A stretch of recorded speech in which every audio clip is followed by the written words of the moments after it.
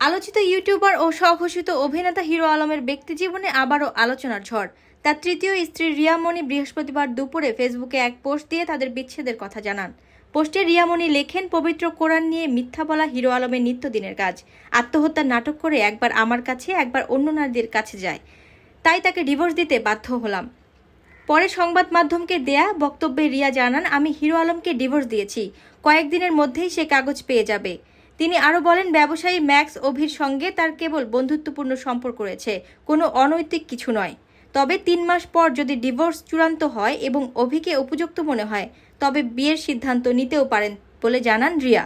অন্যদিকে হিরো আলম দাবি করেছেন, ম্যাক্স অভির সঙ্গে রিয়ার সম্পর্ক পরকীয়ার পর্যায়ে পৌঁছেছে।